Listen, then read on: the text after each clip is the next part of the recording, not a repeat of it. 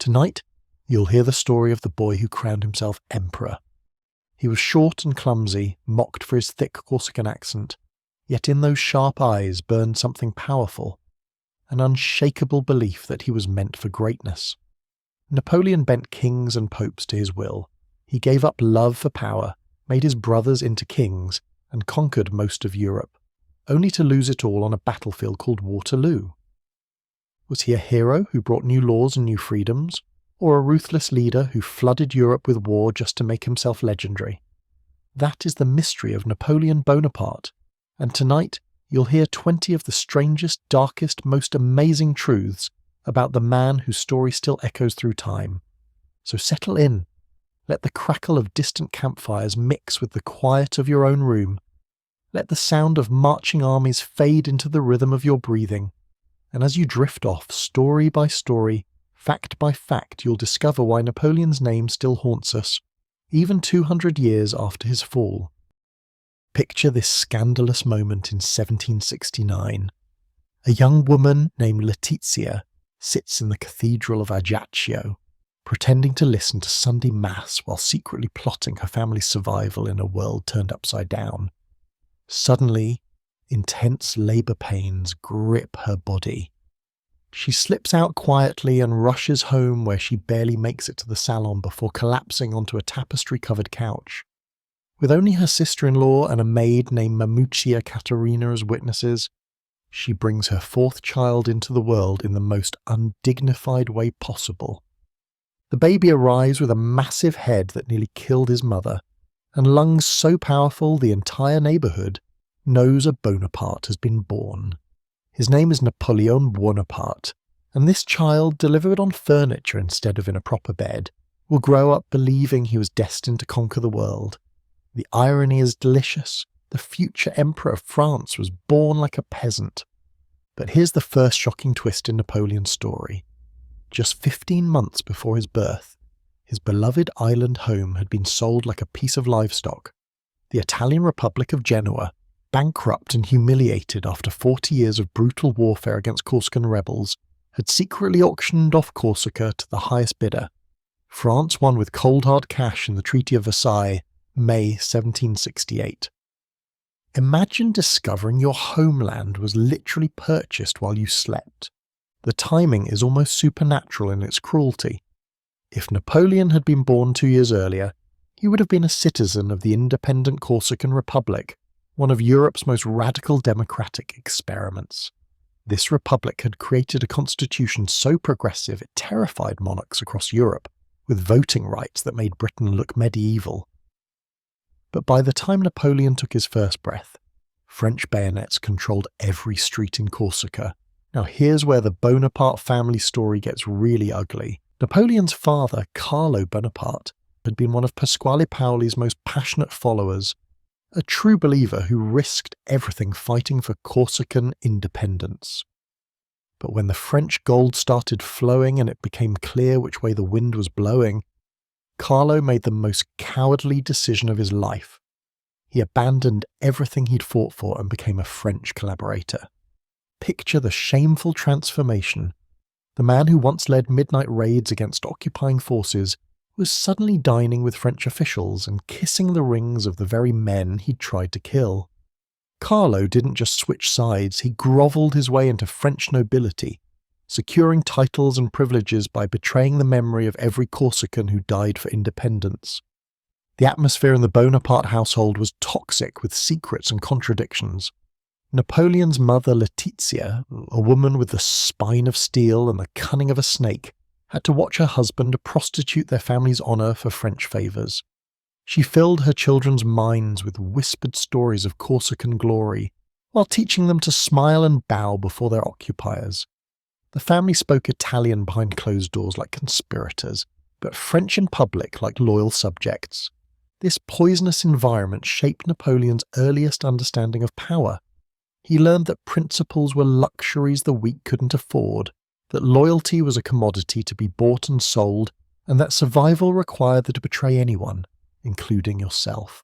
His father showed him that heroes become cowards when the price is right, and his mother taught him that sometimes you had to smile while plotting revenge.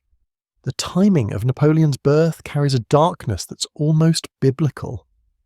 Born on the feast day of the Virgin Mary's Assumption into heaven, delivered on a couch because fate wouldn't even grant him the dignity of a proper bed, arriving just as the last gasps of Corsican freedom were being crushed. 3 months before Napoleon's birth, the final act of this tragedy played out.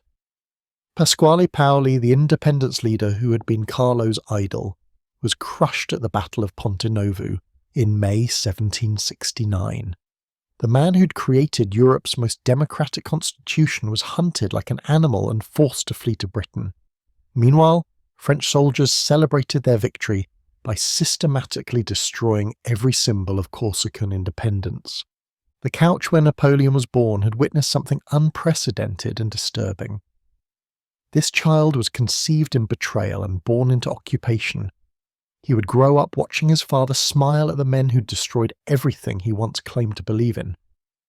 Napoleon learned that identity was a mask you wore depending on who was watching, that survival required the ability to adapt your conscience, and that the difference between hero and traitor was often just a matter of timing. As baby Napoleon grew, his world became a masterclass in deception. Italian pride hidden behind French manners, Corsican songs sung only in whispers, independence dreams buried so deep they became poison in the soul. His mother Letizia raised him to believe he was destined for greatness, while his father's example taught him that greatness sometimes required stepping on the graves of everything you once held sacred. But what happens when this child of betrayal and contradiction gets sent to military school on the French mainland?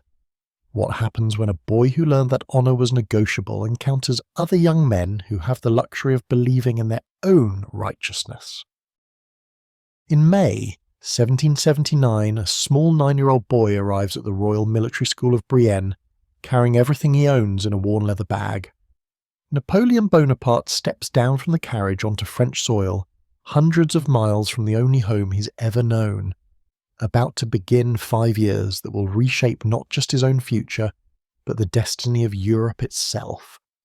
The other students notice him immediately, and not in a welcoming way.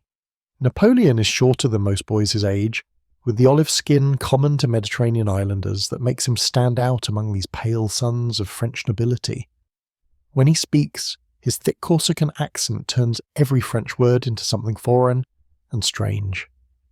To these privileged young men, raised in the comfort of ancient family estates, Napoleon sounds like he comes from a different world entirely. The mockery begins almost at once. They imitate his pronunciation during meals, giggle when he struggles with French grammar, and whisper "the little Italian" whenever he passes in the hallways. For Napoleon, each laugh cuts deeper than they could possibly understand. This isn't just schoolboy teasing, it's the rejection of everything he represents, everything his family sacrificed to get him here. Think about the profound loneliness of this moment.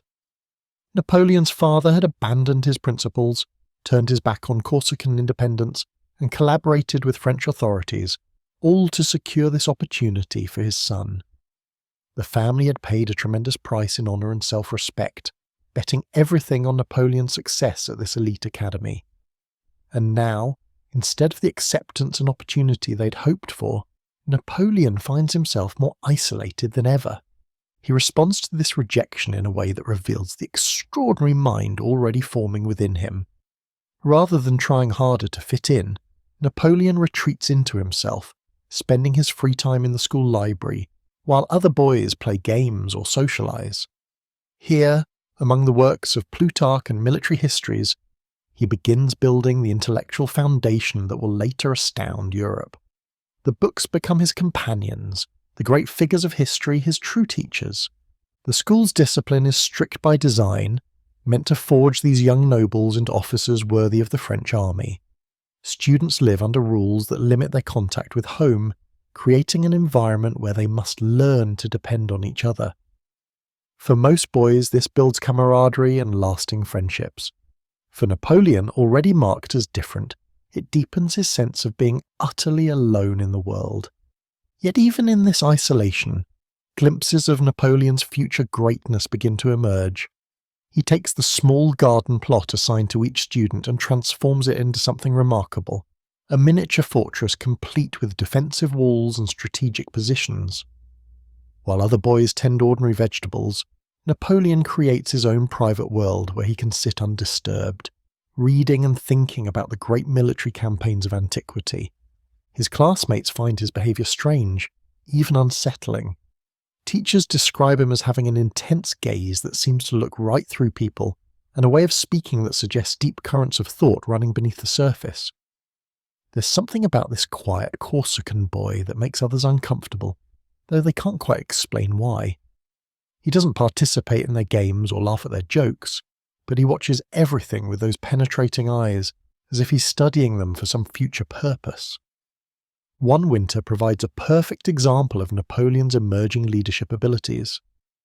When heavy snow blankets the school grounds, he organises an elaborate military exercise, convincing dozens of students to participate in building and defending a complex snow fortress. Suddenly, the same boys who mock his accent in the classroom find themselves eagerly following his strategic commands, amazed by his natural ability to coordinate large groups and anticipate tactical problems. The academic work presents no challenges for Napoleon. He excels in mathematics and devours every book on military science the school possesses, but his real education is happening in the spaces between formal lessons, where he's learning hard truths about human nature, social hierarchy, and the price of being different in a world that values conformity above all else. As his years at Brienne pass, Napoleon undergoes a subtle but profound transformation. The homesick little boy who arrives speaking broken French gradually disappears, replaced by someone far more complex and purposeful. School reports note his exceptional ambition and describe him as reserved, hard-working, but somehow separate from his peers. He's developing the intellectual confidence that will later allow him to reshape European civilization, but at the cost of any normal human connection. By the time Napoleon prepares to leave Brienne for the even more prestigious École Militaire in Paris, something inside him has crystallized into pure calculating ambition. He's learned that the world will never simply accept him, so he'll have to make it submit to him instead. The teachers who write his final reports have no idea they're documenting the education of someone who will soon hold their entire civilization in the palm of his hand. But Napoleon's greatest challenge lies ahead in Paris, where he'll encounter the most elite of French society, and where a single moment of humiliation will drive him to make a promise so audacious, so impossible, that it will seem like the fantasy of a madman. Yet this promise, whispered in the darkness of his dormitory room, will become the blueprint for conquering Europe itself.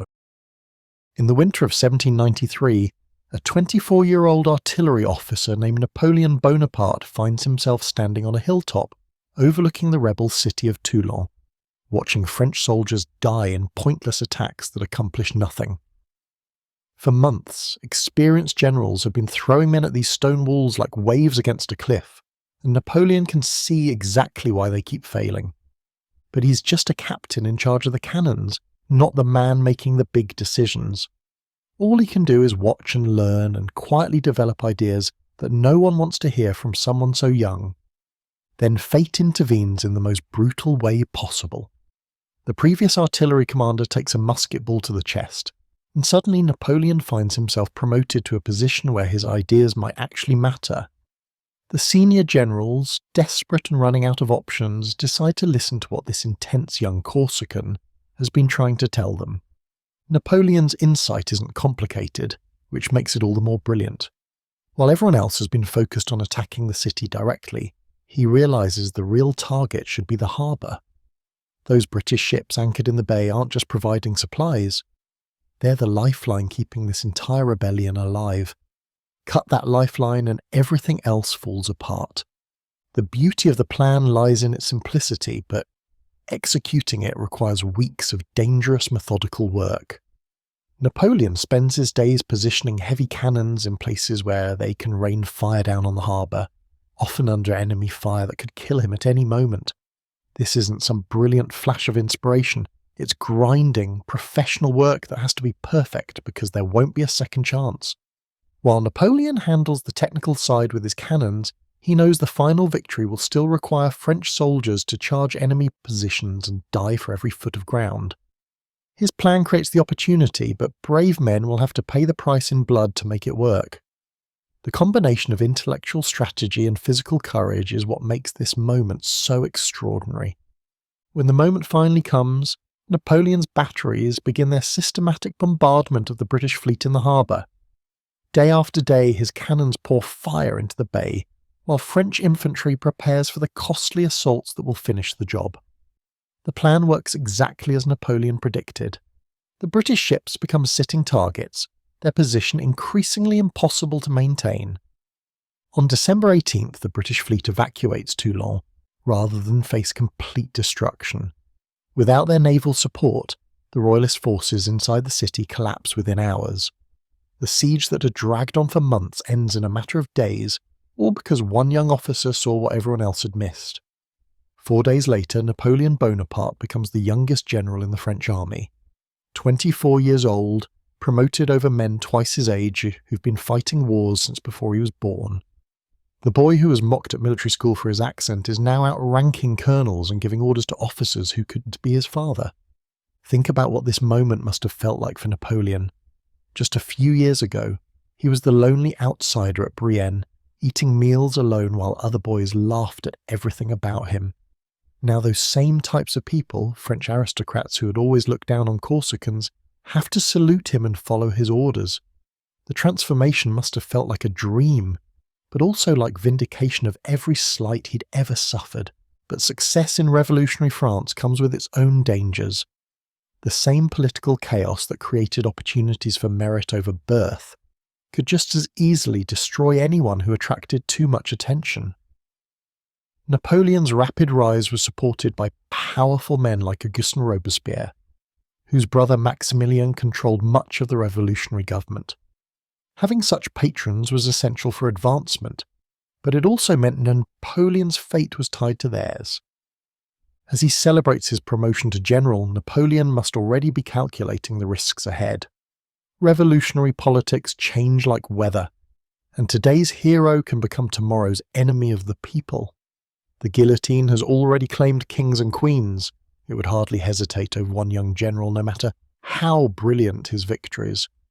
The question haunting Napoleon's success is whether he can survive the very system that elevated him. In a world where political fortunes shift overnight and paranoia drives policy, even military genius might not be enough to keep him alive when the political winds change direction. But Napoleon has learned something crucial from his rapid rise. In this new world, image matters almost as much as achievement. People need symbols they can believe in, and he's starting to understand that how you present yourself can be just as powerful as what you actually accomplish. The young general who once felt ashamed of his accent is beginning to think about how he might craft a persona that no one could ever mock or dismiss again. In the summer of 1794, Napoleon's world collapses in a matter of days. Robespierre, the man whose brother helped elevate Napoleon to general, is dragged to the guillotine on July 28th, along with 21 of his followers. The crowds that once cheered revolutionary victories now bay for the blood of anyone connected to the terror. Napoleon feels the ground shifting beneath his feet. Within days of Robespierre's execution, he's arrested as a suspected conspirator. The charges are vague, the evidence thin, but in revolutionary France that hardly matters. He spends several terrifying days in custody, watching other prisoners disappear into the maw of political justice, wondering if his brilliant career will end with his head in a basket. When they finally release him, it's almost worse than imprisonment. Napoleon is stripped of his command and placed on half pay, officially unemployed and politically toxic.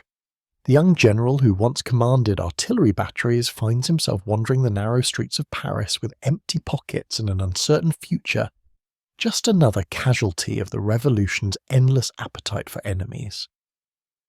Picture Napoleon, during those humiliating months, living in cheap lodgings that smell of cabbage and despair. He's 25 years old, and everything he's worked for since leaving Corsica seems to be slipping away. The same city that once celebrated his victory at Toulon now treats him like a leper, his former colleagues avoiding eye contact when they pass him in the street. But something unexpected happens during these dark months. Instead of breaking Napoleon, the experience teaches him lessons that no military academy could provide. Forced to survive on the margins of power, he becomes an observer of human nature in ways he never was when consumed with the technical details of artillery placement and troop movements. Walking through Paris cafes and watching political survivors reinvent themselves, Napoleon begins to understand something profound about leadership. It's not enough to be competent. People have to believe in your competence. It's not enough to win battles. People have to remember that you won them. Success in this new France requires more than tactical brilliance. It demands the ability to capture imaginations. These insights don't arrive as lightning bolts of inspiration. Instead, they seep into Napoleon's consciousness like water into stone, slowly changing how he sees himself and his world. He starts noticing how certain men command attention simply by how they carry themselves, how they speak, how they occupy space in a room. When small opportunities finally begin returning, minor assignments that barely pay enough to survive, Napoleon approaches them with a subtly different mindset. He's still the same tactical genius who revolutionized artillery placement at Toulon, but now he's conscious of the impression he creates. There's something magnetic about his presence that wasn't there before, an intensity that makes people lean in when he speaks.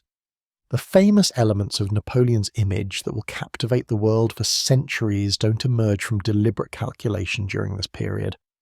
They develop organically as he regains prominence and talented artists begin painting his portrait.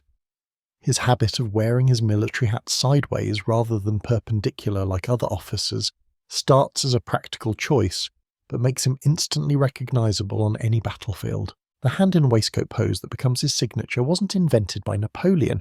It was simply how educated men of his era posed for formal portraits, representing manly boldness tempered with modesty. But great artists like Jacques-Louis David will later make it uniquely his, transforming a common convention into an immortal symbol. The months of political disgrace forged something new in Napoleon's character, not a calculated image strategy, but an instinctive understanding that in revolutionary France, personal magnetism can be more valuable than political connections. He learns that commanding respect requires projecting authority in ways that transcend rank and uniform, that true leadership touches something deeper than mere obedience to orders. When Napoleon finally claws his way back to relevance, he brings with him this hard-won wisdom about human nature and public perception. He's discovered that in a world of constant political upheaval, the ability to inspire confidence can be more powerful than any artillery battery. But what happens when this evolving master of human psychology discovers he can do more than just project confidence? What happens when Napoleon realizes he can literally manufacture the truth itself, turning simple military reports into tools of pure legend-making? Picture Napoleon in his tent somewhere in northern Italy, April 1796. It's past midnight and the candles are burning low. Around him, his tired army sleeps after another long day of fighting Austrian forces. Napoleon should be sleeping too, but instead he's hunched over a small wooden table, writing by flickering candlelight. What he's writing will change everything. Earlier that day, his forces had fought Austrian soldiers near a small Italian town. It was a messy battle. Confusion everywhere, missed signals, soldiers getting lost in the morning fog. But by afternoon, the Austrians had retreated, leaving Napoleon in control. Technically, it was a victory, but just barely. In the old days, a general would write a simple report back to Paris. Fought the enemy today. We won. We lost 50 men. They lost about 40. Send more supplies. Factual, honest, boring. Napoleon stares at the blank paper and feels something stirring inside him. The same instinct that helped him survive when powerful politicians fell from grace, the same understanding of people that he developed during those difficult months when nobody wanted him. People don't want boring facts. They want exciting stories. They want to believe in something amazing. His pen begins moving across the paper, and what comes out is pure magic. The confusing morning becomes a brilliant trap he set for the enemy. The lost soldiers become perfectly positioned troops executing his master plan. The Austrian retreat becomes a crushing defeat caused by French superiority and Napoleon's genius. Every ordinary detail transforms into proof of an epic victory. But here's what makes Napoleon's approach so clever. He's not exactly lying. He's taking real events and telling them in the most exciting, dramatic way possible. The victory really happened. French soldiers really did show courage. Napoleon really did make good decisions. He's just making it all sound much more impressive than it actually was. Night after night, in tent after tent, Napoleon continues this process. After genuine victories where his tactics really do work brilliantly, his reports don't just say, "We won," they transform him into the hero of an adventure story. He describes himself personally aiming cannons while enemy bullets fly around him, turning competent military work into the stuff of legend. The effect back in Paris is incredible. His letters arrive like lightning bolts in a city desperate for good news. Suddenly, every coffee shop in France is buzzing with talk of this young Corsican general who's performing miracles in Italy. People who've never been in a fight are debating his tactical brilliance over breakfast. What Napoleon has discovered is something important about human nature. People don't just want their leaders to succeed.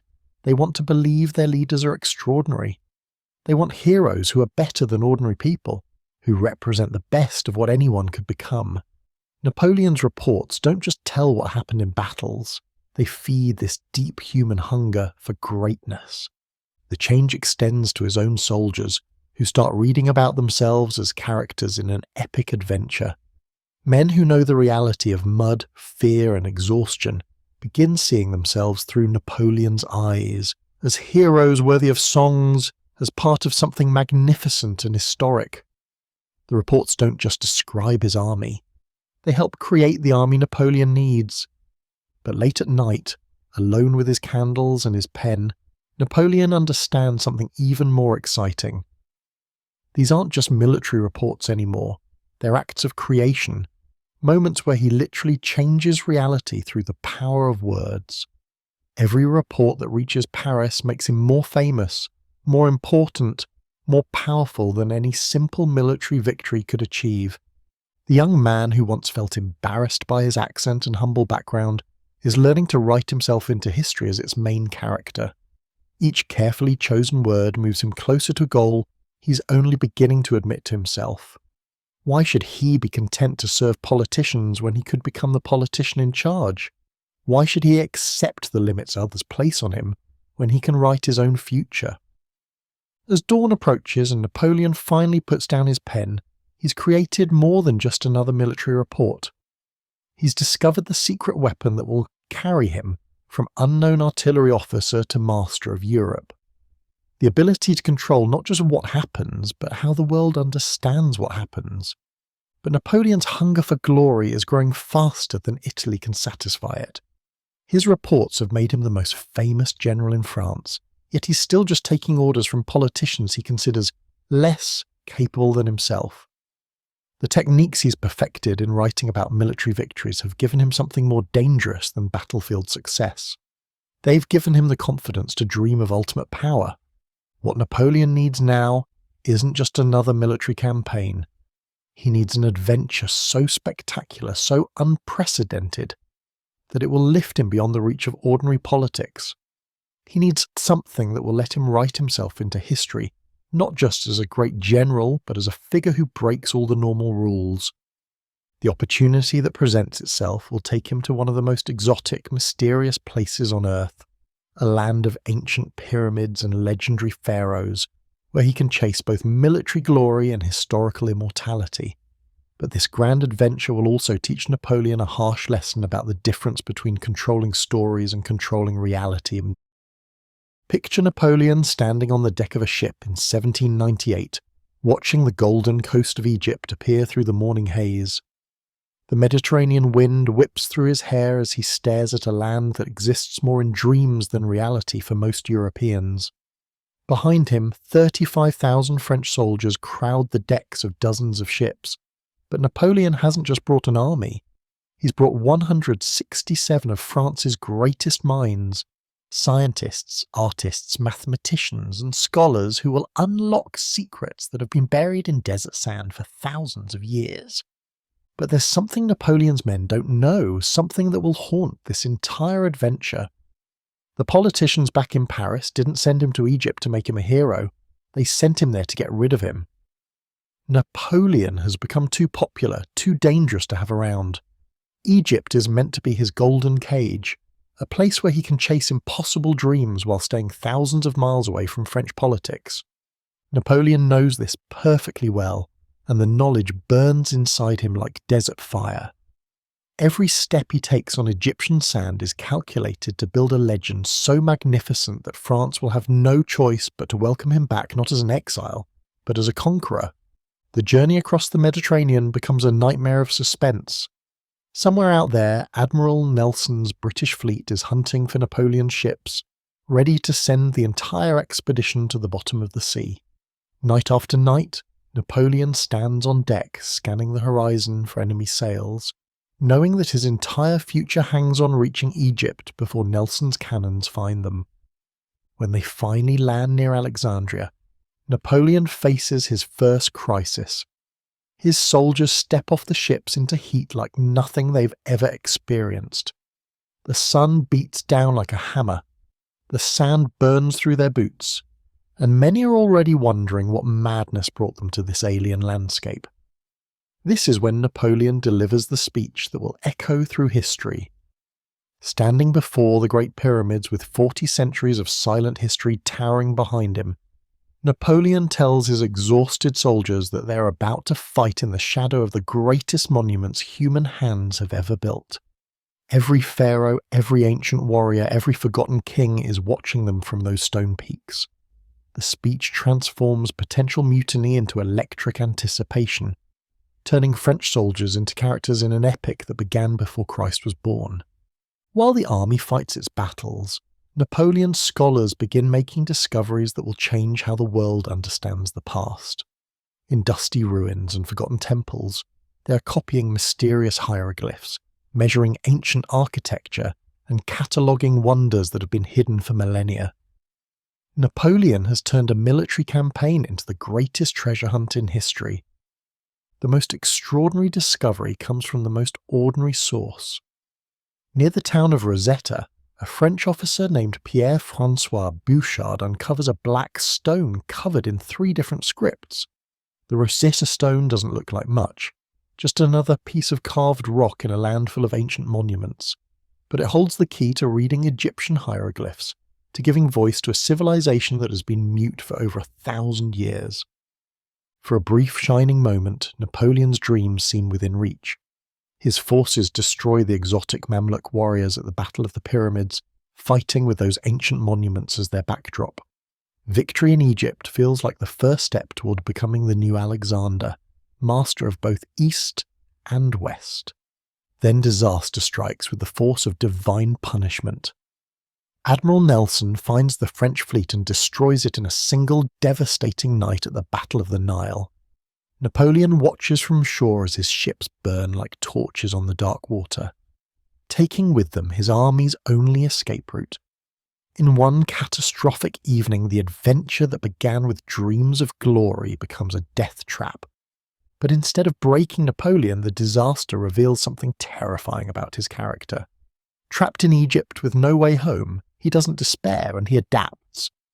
If he can't return to France as a conquering hero, he'll conquer so much of the East that France will have to acknowledge him as an emperor in his own right. The dream becomes a nightmare in the Syrian desert. Napoleon's forces march north toward impossible goals, but the campaign collapses in heat, disease, and bloody sieges.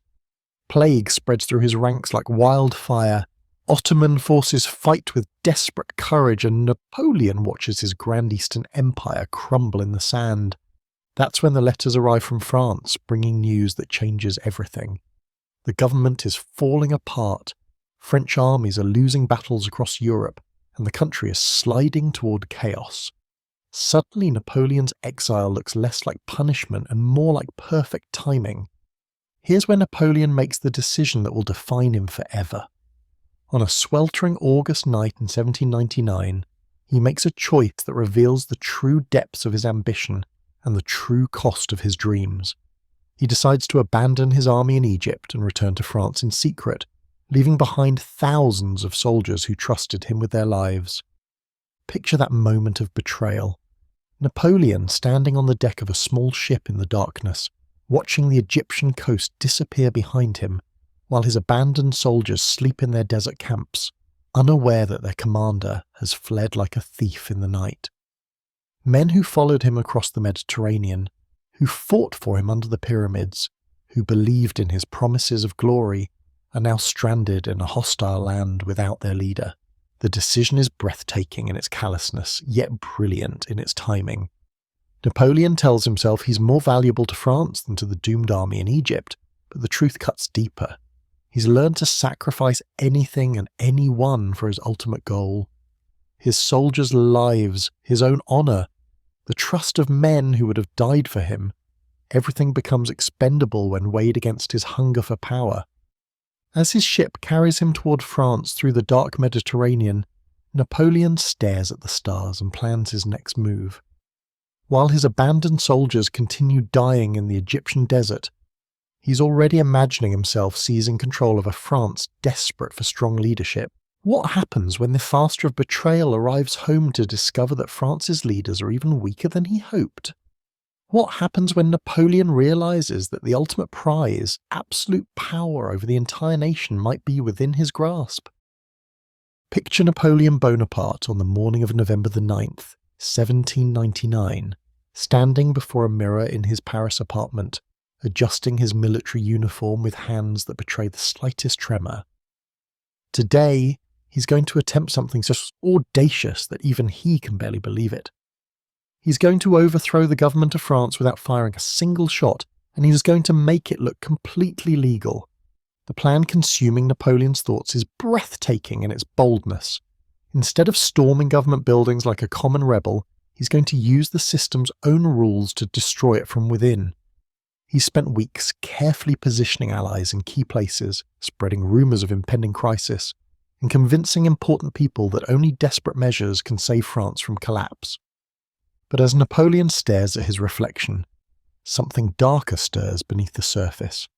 The young man who once believed in the ideals of the revolution is about to murder those ideals with his bare hands. The officer who swore an oath to defend the Republic is preparing to strangle it in its sleep. The weight of this betrayal sits heavy in his chest, but his hunger for power burns even hotter. The morning unfolds like a carefully choreographed dance of deception. Across Paris, Napoleon's allies spread carefully crafted panic. Whispers in coffee shops suggest that radical enemies are plotting to seize control. Rumours in government corridors hint that foreign armies are marching toward the capital. None of it is true, but fear has a way of making fiction feel like fact. In the halls of government, Napoleon's co-conspirators begin their performance. These aren't innocent victims being tricked. Some of France's most powerful politicians have joined his plot, betting that helping Napoleon seize power will benefit them more than defending the system that elevated them. They rise in mock terror, warning their colleagues that Paris is no longer safe, demanding that the entire government relocate to a palace outside the city where Napoleon can control everything. The legislators, genuinely frightened by the manufactured crisis, vote to move to Saint-Cloud. They believe they're protecting French democracy. They're actually signing its death warrant. But when Napoleon arrives at Saint-Cloud to complete his coup, something unexpected happens that nearly destroys everything. Walking into the chamber where representatives are supposed to hand him dictatorial power, Napoleon finds himself facing a room full of hostile politicians who've realised they're being played. Picture this incredible moment.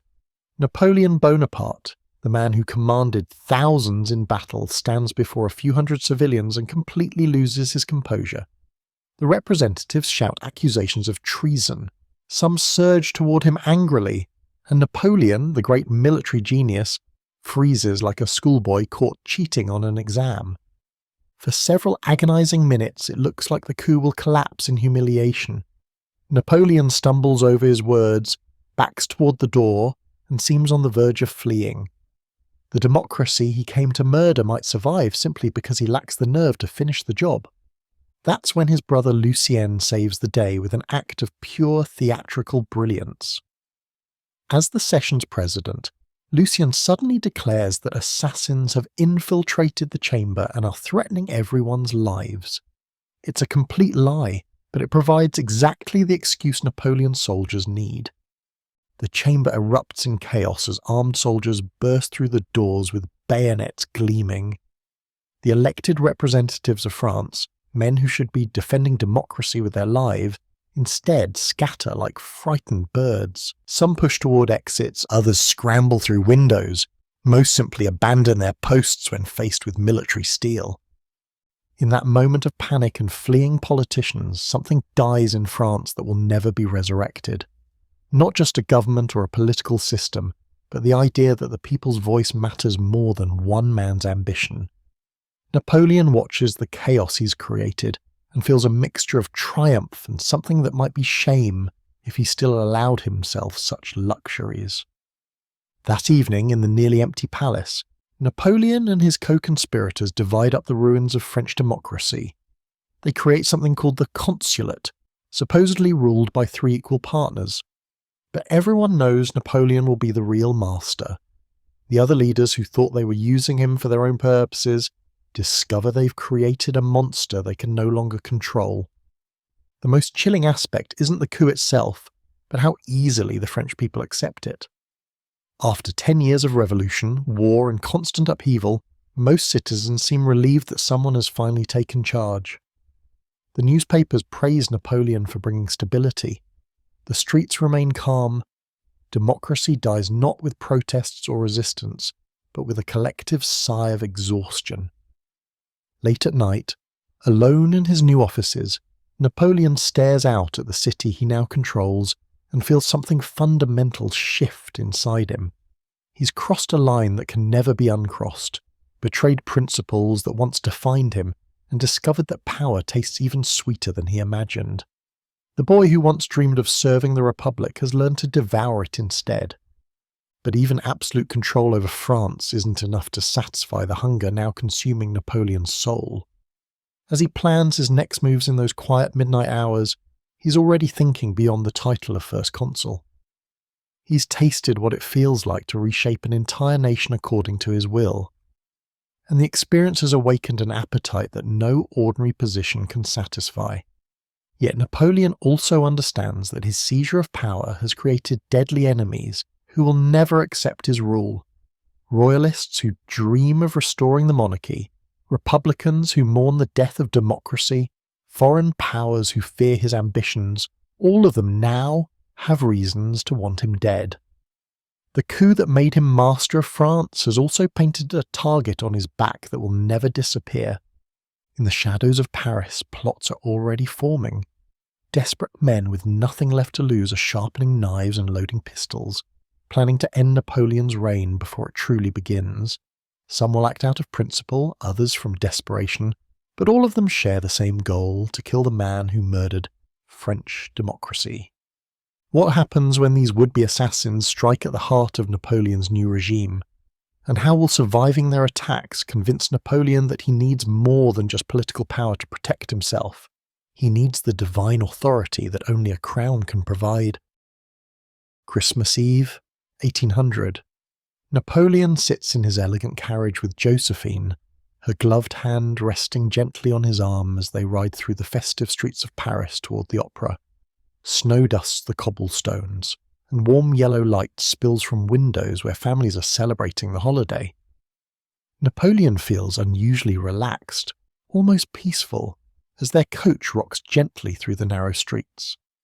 He has no idea that in the next 60 seconds, he'll come closer to death than he ever did charging enemy cannons. Somewhere ahead in the darkness, desperate men crouch beside a wooden cart loaded with enough gunpowder to level a city block. These aren't random killers, they're royalist conspirators who've spent months planning this moment, men who believe that murdering Napoleon is the only way to save France from tyranny. Their hands shake as they hold the fuse, waiting for the perfect moment to light it. The carriage approaches Rue Saint-Nicaise, a narrow street barely wide enough for 2 coaches to pass. Napoleon is telling Josephine something amusing about the evening's opera when their coachman, impatient with the holiday crowds and running behind schedule, cracks his whip and pushes the horses to move faster through the congested street. That decision to speed up saves Napoleon's life. The assassins crouch in the shadows beside their bomb cart, timing their attack to the rhythm of approaching hoofbeats. They've practiced this moment in their minds 100 times. Light the fuse when the carriage reaches the corner, count 3 seconds for the explosion to build, and watch Napoleon Bonaparte disappear in fire and smoke. But the horses are moving faster than expected. One of the conspirators strikes his flint, touches flame to fuse, and watches the pyre race toward enough gunpowder to kill everyone within 50 yards. The carriage bearing Napoleon and Josephine passes the bomb cart just as the fuse burns down to nothing. The explosion comes a heartbeat too late. The world disappears in a flash of white light and a roar that seems to tear the sky apart. The bomb erupts with the force of lightning striking Earth, sending a shockwave that shatters every window for blocks around. Chunks of stone and wood fly through the air like cannonballs. The wooden cart disintegrates completely, leaving only a smoking crater in the cobblestones. Inside the carriage, Napoleon feels the explosion lift them off the ground. One moment he's laughing with Josephine, the next he's thrown forward so violently that his head snaps back and his vision goes white. Glass from the carriage windows explodes inward, showering them both with razor-sharp fragments. Josephine screams as the coach rocks wildly from side to side, teetering on 2 wheels before crashing back down. The horses, terrified beyond reason, bolt forward through the smoke and debris while their coachman fights desperately to control them. Behind them, buildings collapse into the street and people scream in the darkness. The bomb meant to kill Napoleon has instead slaughtered innocent Christmas Eve celebrants whose only crime was being in the wrong place at the wrong moment. When the carriage finally stops outside the opera house, Napoleon sits in stunned silence for several seconds before he realizes he's still alive. Blood trickles from small cuts on his face where flying glass found its mark. His ears ring so loudly he can barely hear Josephine sobbing beside him. His elegant uniform is torn and covered with dust that tastes of gunpowder and death. But he's breathing. His heart is beating. By some miracle that defies all logic, he survived an explosion designed to obliterate him completely. As Napoleon steps out of the damaged carriage onto the opera house steps, something fundamental changes inside him. Not just relief at being alive, but a cold understanding of what this moment means. They tried to kill him on Christmas Eve, in the heart of his own capital, surrounded by innocent people celebrating the birth of Christ. His enemies care nothing for collateral damage, nothing for mercy, nothing for anything except ending his life. That night, as he sits through the opera performance with pieces of glass still embedded in his clothing, Napoleon's mind races with implications. The music washes over him, but all he can think about is the explosion, the screaming, the moment when death reached out and barely missed him. Later, alone in his study while Josephine sleeps fitfully in their bedroom, Napoleon stares at his reflection in a cracked mirror and sees something new in his own eyes. The young man who once believed in ideals and principles is gone, replaced by someone harder, more calculating, more dangerous. They want him dead? They're willing to murder innocent people to achieve it? Then he'll have to become something they can't touch. The realization grows slowly, like dawn breaking over a battlefield. Political power isn't enough to protect him. Military authority isn't enough to keep assassins away. What he needs is something that transcends ordinary leadership. Something that makes him not just a ruler, but a sacred figure whose very person is blessed by forces higher than any earthly conspiracy. France has had kings for over 1,000 years. Kings whose authority came not from elections or appointments, but from God himself. Kings who didn't just govern but reigned, whose divine mandate made them untouchable in ways that mere politicians could never be. As Napoleon sits in the darkness, touching the small cuts on his face where death came so close, he makes a decision that will reshape European history.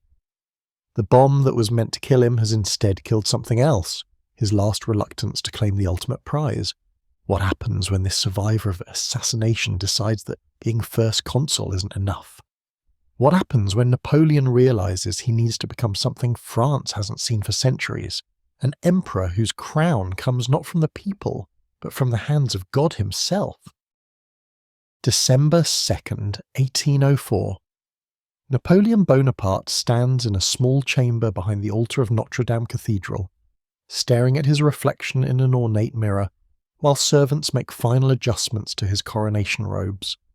The heavy silk feels strange against his skin, nothing like the simple military uniforms he's worn for most of his adult life. In just minutes, he'll walk into that cathedral and do something no man has dared attempt in over 1,000 years.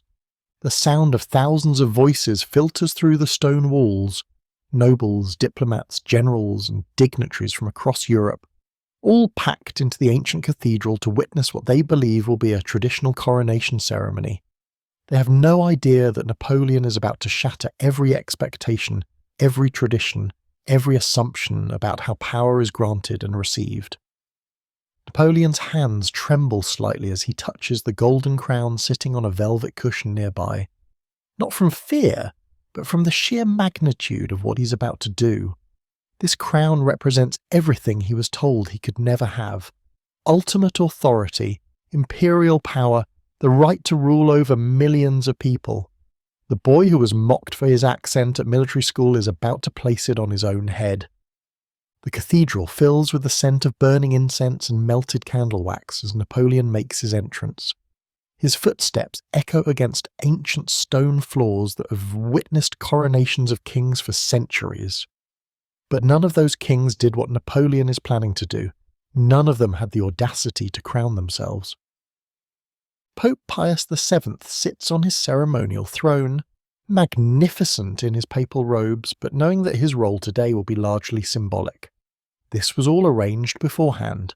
Napoleon made it clear that while he wants the Pope's presence to legitimize the ceremony, he won't be kneeling before anyone to receive his crown. The Pope's attendance blesses the event, but Napoleon's authority comes from within himself. As the moment arrives, Napoleon feels his heart pounding against his ribs. Everything he's worked for, sacrificed for, betrayed for comes down to this single gesture. The golden crown feels impossibly heavy as he lifts it with both hands, and for just an instant, he thinks about the journey that brought him here. The lonely child in Corsica, the mocked student at Brienne, the young general proving himself at Toulon, the survivor of assassination attempts, the destroyer of democracy. Then Napoleon places the crown on his own head. The cathedral falls into absolute silence. Even the flickering candles seem to pause as everyone processes what they've just witnessed. Napoleon has declared himself emperor through his own authority, answerable to no power on earth or in heaven. The weight of the crown feels perfect now, like something that was always meant to rest on his head. But he's not finished. Napoleon takes a second, smaller crown and turns to Josephine, who kneels beside him in her elaborate gown of white silk and gold thread. As he places the Empress's crown on her head with his own hands, she looks up at him with tears streaming down her face. She remembers the ambitious young officer she married, and now she's watching him transform into something that transcends ordinary humanity. The moment changes Napoleon in ways he didn't expect. The crown doesn't just make him emperor, it makes him feel like emperor. Standing in that ancient cathedral with imperial regalia weighing down his head and shoulders, Napoleon experiences something close to religious transformation. He's no longer just a brilliant general or cunning politician. He's become something new, something unprecedented in European history. The assembled nobility watches in stunned fascination as Napoleon and Josephine receive the homage of their court. These are people who understand power, who've spent their lives navigating royal courts and imperial hierarchies. They recognize that they are witnessing the birth of something entirely new, an empire based on merit rather than bloodline, achievement rather than inheritance. As the ceremony concludes and the crowds disperse into the Parisian evening, Napoleon remains in the cathedral for several quiet minutes, alone except for the dying candles and the weight of his new crown. The boy who once felt humiliated by his foreign origins has become the most powerful man in Europe through sheer force of will and determination. But even wearing an imperial crown, Napoleon feels the hunger that has driven him this far continuing to burn inside his chest. France is just one country, and Europe is full of kingdoms that have never acknowledged his authority. The crown on his head feels less like a destination than like the beginning of something even greater. Standing in the shadows of Notre Dame, Napoleon runs his fingers along the golden circle that now defines his identity and makes a silent promise to himself. This coronation was just the opening act. The real performance, the conquest of Europe itself, is about to begin. But even in this moment of supreme triumph, a shadow falls across Napoleon's imperial dreams. As he looks at Josephine wearing her empress crown, a painful truth gnaws at his heart. All the power in the world, all the crowns and titles and conquered territories, cannot solve the most personal problem he faces. After years of marriage, Josephine has given him everything except the one thing an emperor needs most: an heir. The crown on Napoleon's head represents not just his authority, but his dynasty. What good is an empire if it dies with its founder? What meaning does imperial power have if there's no son to inherit it? The very success that brought him to this cathedral altar has created an impossible choice between the woman he loves and the legacy he must secure. Having proven he can crown himself emperor through pure audacity, Napoleon now faces challenges that no amount of military genius can solve. The political demands of empire will soon force him to choose between his heart and his dynasty, between personal happiness and imperial necessity. What happens when this self-crowned emperor discovers that the greatest conquests mean nothing if you have no heir to inherit them? What happens when Napoleon must choose between the woman who stood by him through his rise to power and the son who could secure his empire's future? On a cold December evening in 1809, Napoleon Bonaparte walks slowly toward Josephine's private chambers in the Tuileries Palace, carrying the weight of words that will destroy both their hearts. His footsteps echo through empty hallways that suddenly feel more like a tomb than a home. In his hand, he clutches a letter that's been sitting on his desk for weeks, a letter he's rewritten dozens of times but can never make less devastating. When he opens the door to her sitting room, Josephine looks up from her embroidery with the smile that has sustained him through 1,000 sleepless nights. She's 46 now, still beautiful in the way that comes from being truly loved, and in that instant before she sees his expression, Napoleon almost loses his nerve completely. But the crown on his head feels heavier than ever, and the voices of his advisors echo in his mind. An emperor needs an heir. A dynasty requires sons. France demands continuity. The mathematics of power are brutally simple, and they leave no room for the luxury of personal happiness. Josephine knows before he speaks a single word. Something in his posture, the way he won't meet her eyes, the terrible gentleness in his voice when he says her name. Her embroidery falls from suddenly nerveless fingers, and Napoleon watches the woman who has been his anchor for 13 years realize that their marriage is ending. The conversation that follows happens in whispers that seem to echo like screams in the elegant room. Napoleon tries to explain what cannot be explained, that loving her isn't enough, that being happy together isn't enough, that the empire he built to secure their future now demands he sacrifice the very heart of that future. Josephine listens without interrupting, her hands folded carefully in her lap to stop their trembling. She's always understood that loving Napoleon meant sharing him with his ambitions, but she never imagined those ambitions would eventually consume even this.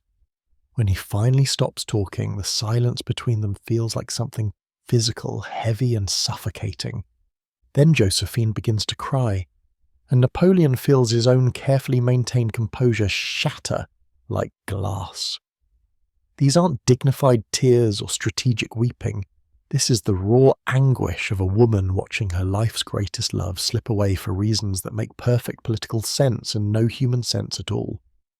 Napoleon tries to comfort her, reaches out to touch her face, but she pulls away as if his hand burns. The gesture cuts deeper than any battlefield wound he's ever suffered. The woman who has touched him with such tenderness for over a decade can no longer bear his caress, because it reminds her of what she's losing. The worst part isn't the tears or the accusations or even the silence that follows. It's the moment when Josephine stops crying and looks at him with something that might be acceptance or might be the death of hope. She understands, she says quietly. She's always known this day would come. An emperor needs sons, and she cannot give him any. Napoleon wants to scream that he doesn't care about sons, that he'd rather have her love than a dozen heirs, that ruling an empire means nothing if he has to rule it alone. But the words stick in his throat because they aren't entirely true. Some part of him, the part that placed a crown on his own head, does care about dynasties and succession, and the immortality that comes from creating something larger than yourself. The formal divorce ceremony, when it finally happens weeks later, feels like attending their own funeral. Josephine reads her prepared statement with the dignity she's shown through every crisis of their extraordinary life together. But Napoleon can see her hand shaking as she holds the paper. His own statement sounds hollow and bureaucratic even to him. He speaks of duty and the needs of France and the sacrifices required of those who serve the empire, but all he can think about is the woman sitting 10 feet away who used to fall asleep in his arms every night. Within months, Napoleon is married to Marie-Louise, an 18-year-old Austrian princess who performs her imperial duties with the enthusiasm of someone serving a prison sentence. She gives him the son he wanted, a baby boy who carries the weight of dynastic expectations before he can even walk. But holding his infant heir in the grand nurseries of the Tuileries, Napoleon realizes that getting what you think you want isn't the same as being happy. The child represents everything he sacrificed Josephine to achieve, but the victory feels emptier than any defeat he's ever suffered on a battlefield. Josephine, exiled to her beloved Malmaison estate, tends her gardens and receives reports about her former husband's new family with the grace she's always shown. She sends gifts for the baby, writes polite letters to Marie-Louise, and plays the role of the dignified former empress. But those who know her well notice that she never speaks Napoleon's name anymore, as if saying it aloud might break something inside her that's barely holding together. The tragedy isn't just that Napoleon chose duty over love, it's that in gaining an heir, he lost the person who understood him best, who believed in him when he was nobody, who loved the man inside the emperor. The son he got in exchange for his heart will grow up to inherit nothing but the memory of an empire that crumbled while its founder sat alone in rooms that used to echo with laughter. But Napoleon doesn't have time to dwell on personal losses, because the political consequences of his divorce are already reshaping the map of Europe. His marriage to Marie-Louise has allied him with Austria, but it's also convinced his other enemies that they must act before his power becomes completely unbreakable. Russia, Prussia, and other powers are forming new coalitions against him, sensing that this might be their last chance to stop his dominance.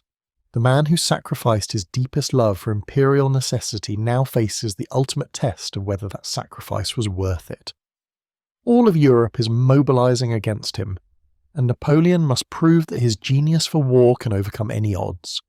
The battle that's coming will either validate every painful choice he's made, or reveal that power without love is just another form of emptiness.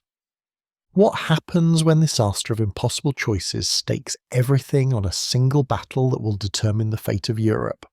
What happens when Napoleon faces the largest enemy coalition ever assembled against him and discovers that his greatest victory might also become the template for his most devastating defeat? December 2nd, 1805. Napoleon Bonaparte stands alone on a frozen hilltop near the village of Austerlitz, his breath forming white clouds in the bitter morning air as he watches the sun rise over what will become his greatest masterpiece. In the valley below, over 85,000 enemy soldiers are preparing to destroy him, and Napoleon has never felt more alive. For weeks he's been playing the most dangerous game of his life, convincing all of Europe that he's finally met his match.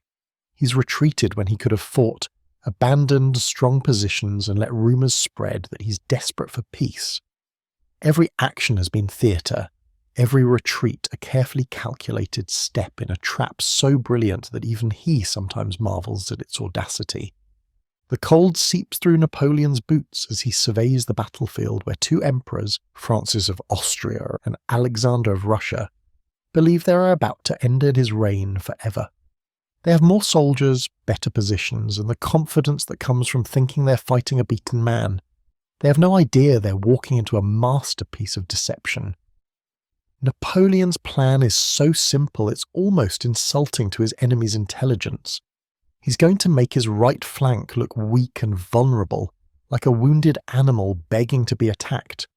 When the Austrians and Russians pour their best troops into what they think is their moment of triumph, Napoleon will smash through their centre and cut their entire army in half.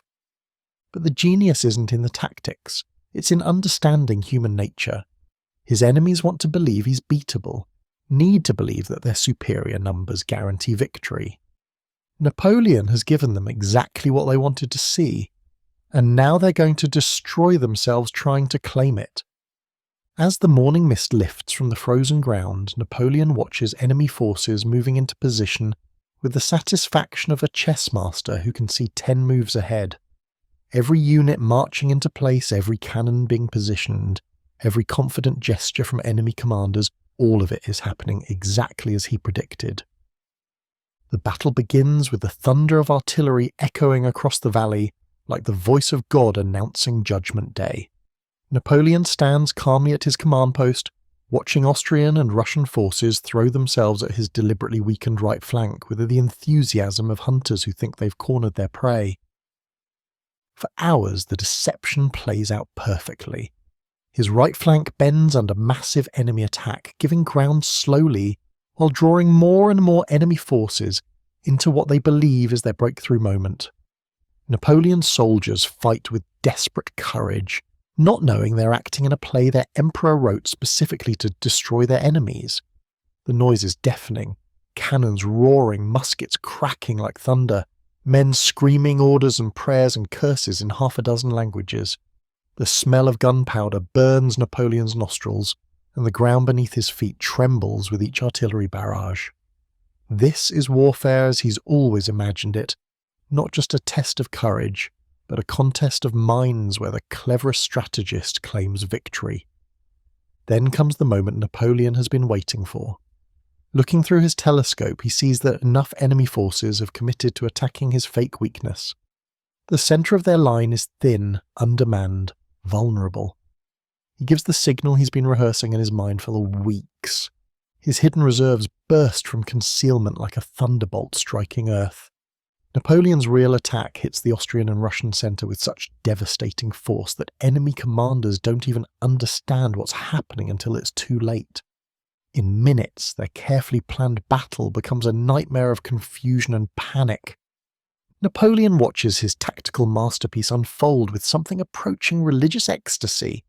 This is what he was born for, not just to win battles, but to win them so perfectly that victory becomes art. The enemy forces that came to destroy him are now fleeing in terror across frozen fields, some crashing through thin ice on nearby ponds in their desperate attempt to escape. When the guns finally fall silent, the battlefield tells the story of Napoleon's genius. His army has suffered fewer than 9,000 casualties while inflicting over 25,000 on their enemies. More than numbers, though, he shattered something intangible but precious, the belief that he can be beaten by conventional means. That evening, as Napoleon walks among his cheering soldiers, he feels a transformation taking place deep inside his soul. The victory at Austerlitz isn't just military triumph, it's proof that he's transcended ordinary human limitations, that his mind operates on a level his enemies can't even comprehend. Within days, Emperor Francis of Austria is begging for peace, acknowledging through the Treaty of Pressburg that his empire cannot compete with Napoleon's brilliance. Tsar Alexander retreats to Russia, humiliated but already plotting revenge. The ancient Holy Roman Empire, weakened beyond repair by this devastating defeat, will dissolve within a year, unable to survive the demonstration of its complete irrelevance. But standing alone in his tent that night, staring at maps of Europe by flickering candlelight, Napoleon realizes that Austerlitz has proven something extraordinary. If he can destroy 1,000-year-old empires with a single battle, reshape the balance of power with pure genius, then why stop at conquering enemies? The victory has shown Napoleon the true scope of what's possible. His brothers and sisters, scattered across Europe as minor nobles, could become something far greater. He has the power now to place crowns on their heads, to turn his family into the royalty of a continent. What happens when this master of impossible victories decides that conquering kings isn't enough? What happens when Napoleon realizes he can make kings of his own blood, transforming Corsican siblings into the rulers of Europe itself? Picture the most surreal family gathering in history. It's 1810, and if you could somehow assemble all of Napoleon's siblings in one room, you'd witness something unprecedented, every single person at the table wearing a crown. Joseph rules Spain, Louis commands Holland, Jerome governs Westphalia, Caroline reigns over Naples, and Elisa controls Tuscany. Napoleon has done something no emperor ever attempted. He's turned his brothers and sisters into the royal family of an entire continent. The transformation began when Napoleon realized that conquering Europe wasn't enough. He needed to populate it with people he could trust completely. Who better than family? The siblings who shared his childhood struggles in Corsica could share his imperial triumphs across Europe. It seemed like perfect logic at the time. But watching Joseph try on his first royal crown reveals the flaw in Napoleon's family empire plan. Joseph, the gentle older brother who helped Napoleon with homework, now stands trembling before a mirror wearing the crown of Spain. His hands shake as he adjusts the heavy gold circlet, and his eyes reflect pure terror at the responsibility he never wanted. The crown doesn't just change how others see Joseph, it changes how he sees himself. Suddenly, the scholarly Bonaparte who preferred reading philosophy to commanding armies must govern millions of Spanish subjects who view him as a foreign invader. The weight of royal expectations crushes his naturally peaceful temperament. Louis faces different but equally overwhelming challenges as King of Holland. Napoleon intended him to be a reliable puppet, but Louis takes his royal duties so seriously that he learns Dutch, champions Dutch interests, and starts thinking like a real Dutch king, rather than just Napoleon's brother. The loyalty that made him trustworthy as a sibling becomes rebellion when he puts Dutch needs before French imperial policy. Sister Caroline thrives in her transformation into Queen of Naples, alongside her husband Murat. She was always the most ambitious Bonaparte, and royal power suits her fierce personality perfectly. But her success creates new tensions. Caroline stops asking Napoleon's permission for decisions and starts acting like she was born to rule rather than elevated by his generosity. The most heartbreaking change happens to Jerome, the baby of the family, who becomes King of Westphalia in Germany. Napoleon always indulged Jerome's extravagant tastes, but now those same impulses manifest in royal pageantry that both impresses and worries his subjects. Jerome's lavish court becomes legendary, but it also becomes expensive beyond what his kingdom can afford. Even Elisa, granted the Grand Duchy of Tuscany, discovers that wearing a crown changes everything about how she moves through the world. The sister who once struggled for recognition in Corsican society now commands territories that ancient noble families spent centuries coveting. But with power comes isolation.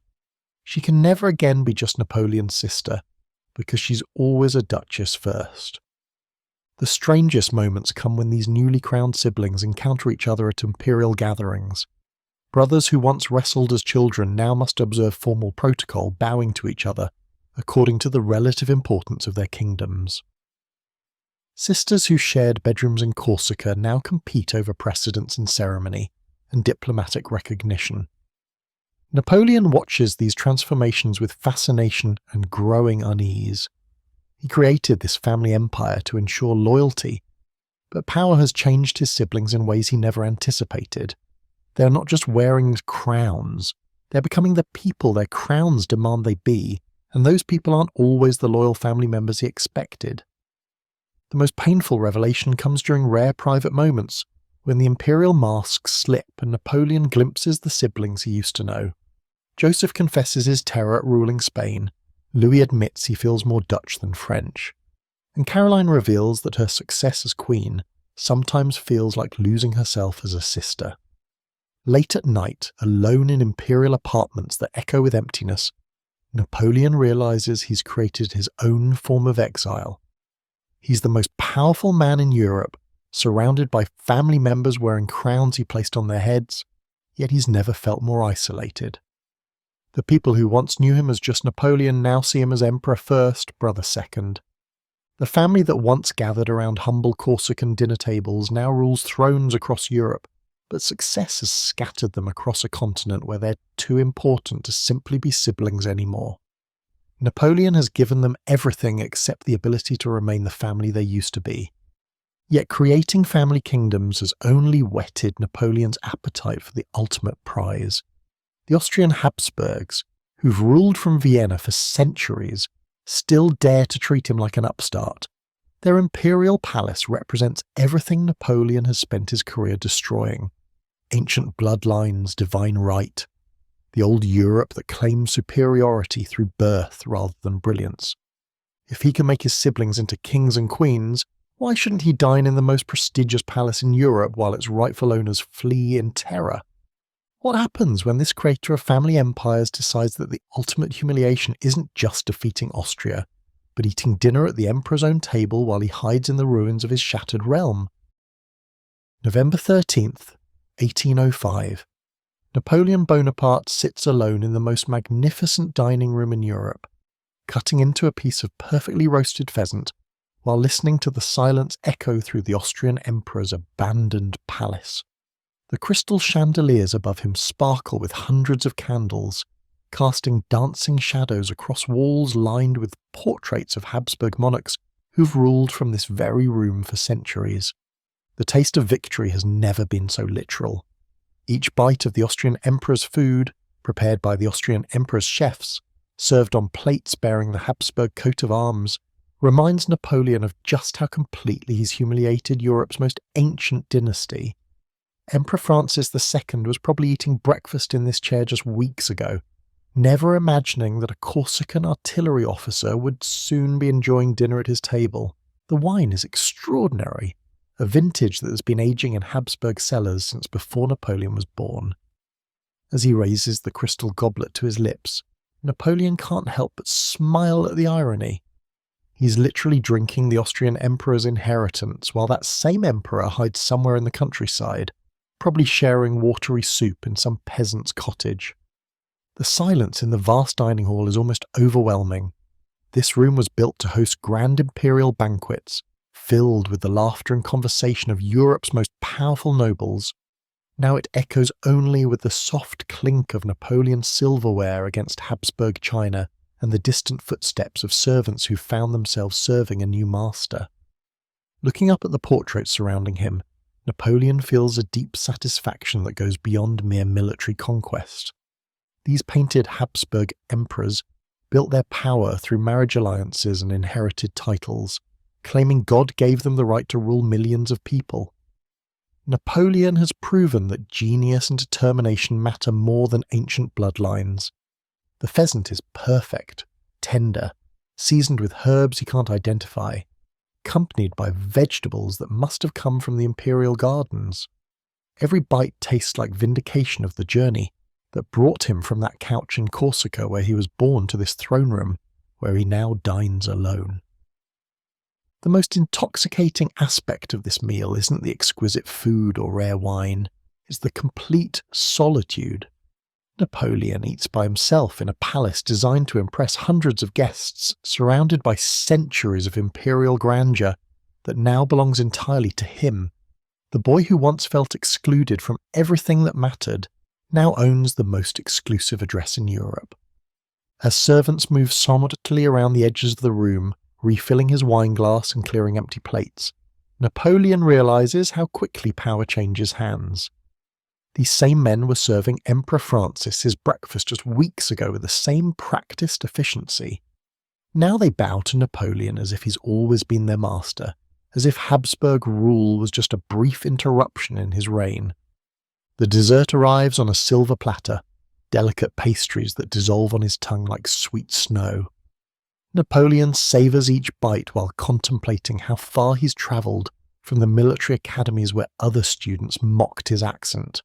Those same kinds of nobles who once treated him like a foreign curiosity now flee in terror when his armies approach their ancestral homes.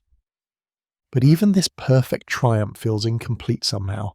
The dining room is too large, too empty, too quiet for one man to truly fill. Napoleon has conquered the Austrian emperor's palace, but he's eating victory alone, with only portraits of dead Habsburgs for company. The wine makes him philosophical as the evening grows late. Every great conquest, he realises, is also a form of exile.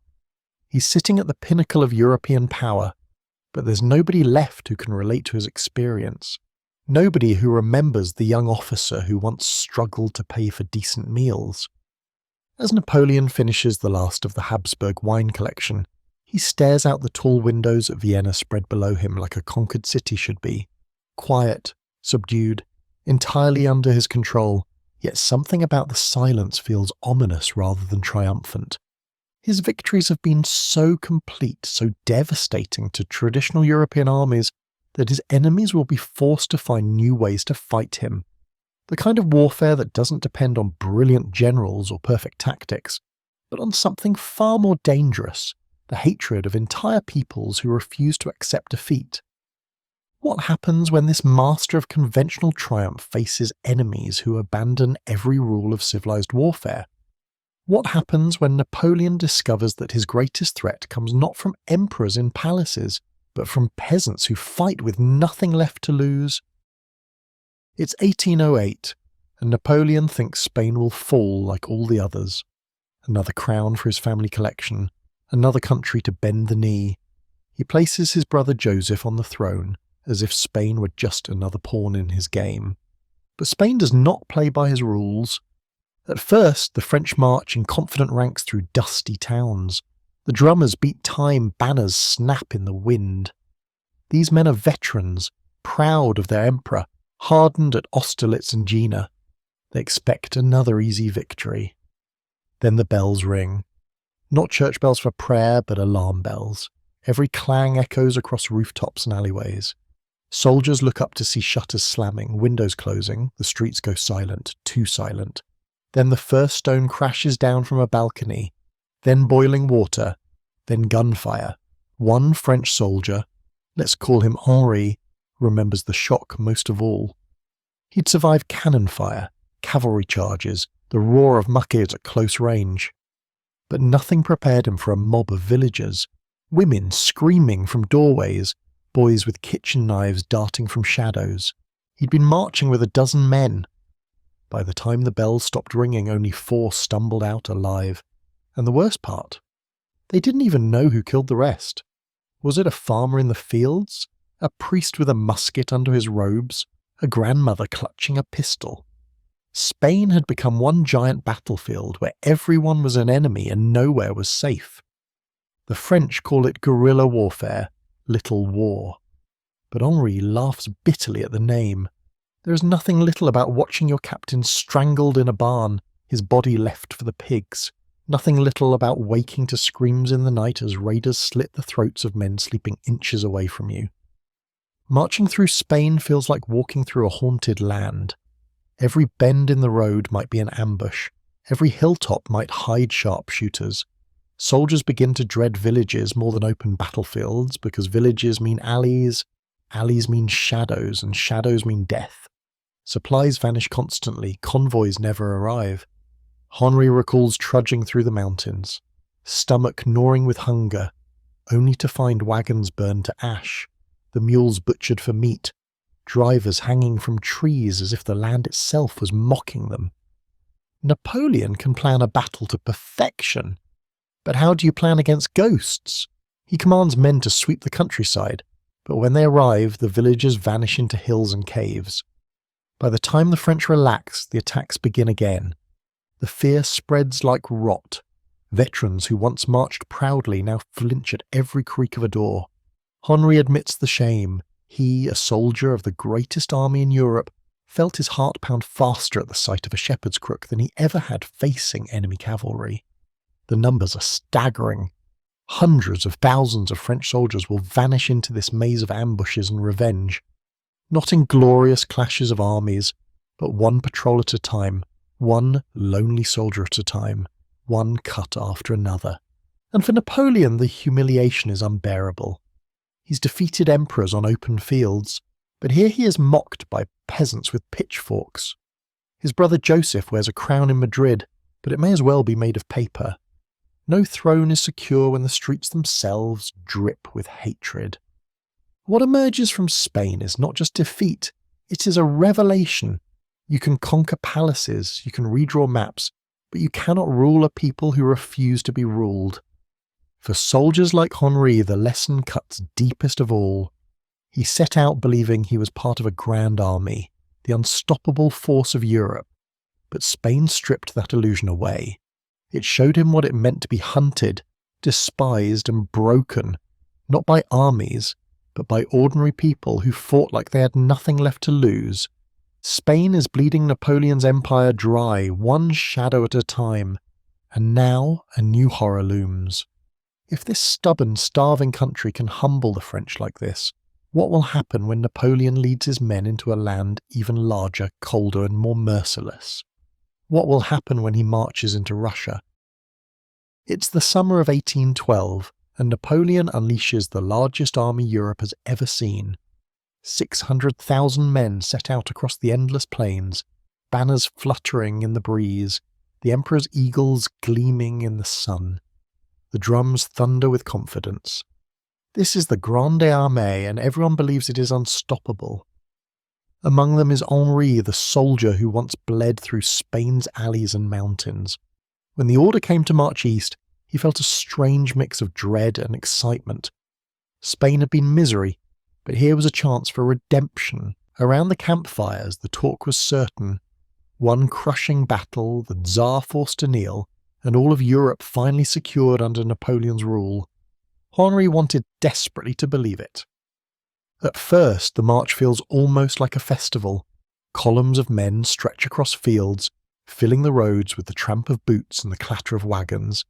Villages empty before them, but there's no great resistance. The Russians retreat, leaving behind only smoke and silence. To Henri, it seems like victory without cost, but soon the cost begins to show. The days grow longer, the miles unending. Food grows scarce, soldiers begin to fight over scraps, stealing from one another, digging in the dirt for half-rotten vegetables. Henri remembers the hollow look in his friend's eyes as he chewed on a leather strap, hoping to trick his stomach into feeling full. Thirst becomes another enemy. The rivers are muddy, the wells poisoned, sometimes filled with corpses. Men scoop water with their hands, ignoring the stink, because thirst is stronger than fear. Henri drinks too, gagging at the taste, but knowing there is no choice.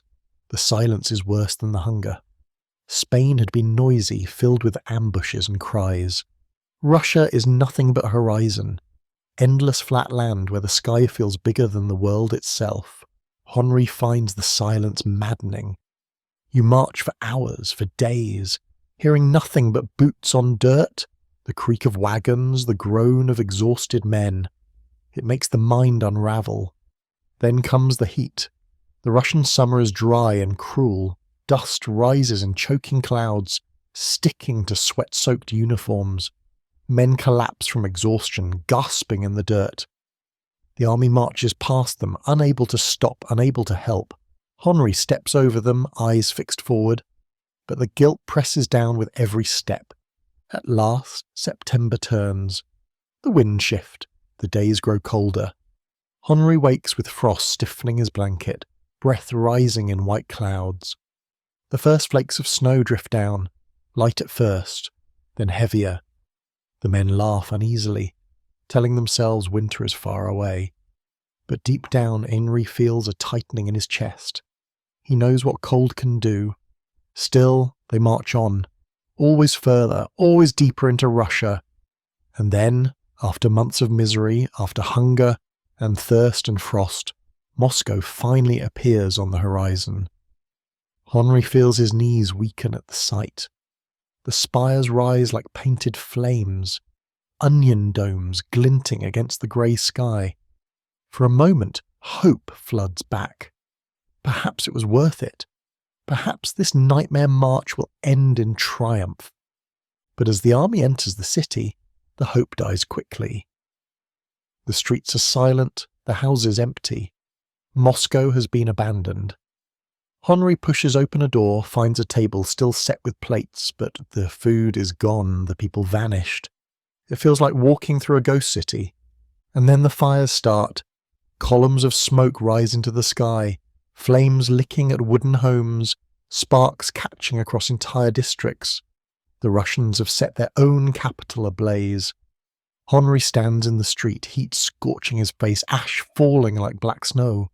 He realizes the truth with a sick twist in his gut. They have marched 600,000 men across half of Europe to seize a city that is burning itself to the ground. The army has Moscow, but it is a hollow prize. No surrender, no peace. Just smoke, hunger, and silence. For Henri, the triumph he dreamed of feels like a cruel joke. He has marched through hell to find nothing waiting at the end. And for Napoleon, the question now burns hotter than the fires around him.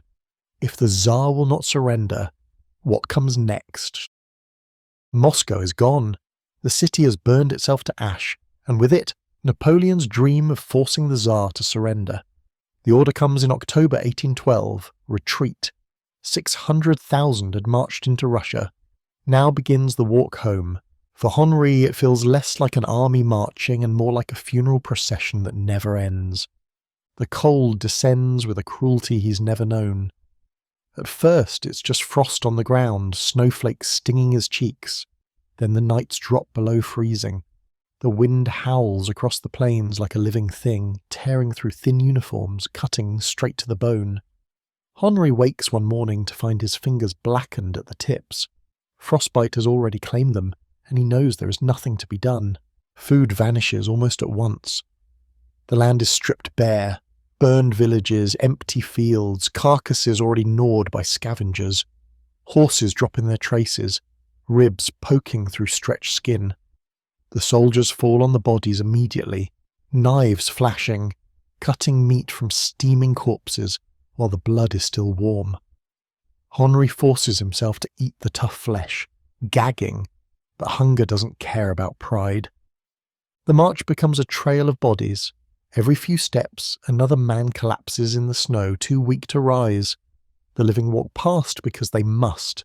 If you stop, you freeze. Henri learns not to look into their eyes, because begging eyes are the hardest to ignore. At night, fires burn small and weak. Men huddle together, sharing what scraps of warmth they can. Henri remembers waking one morning with a comrade stiff beside him, frozen in his sleep, eyes wide open to the starry sky. He didn't even have the strength to close them. The snow deepens, marching turns into dragging one foot after the other, each step an act of will.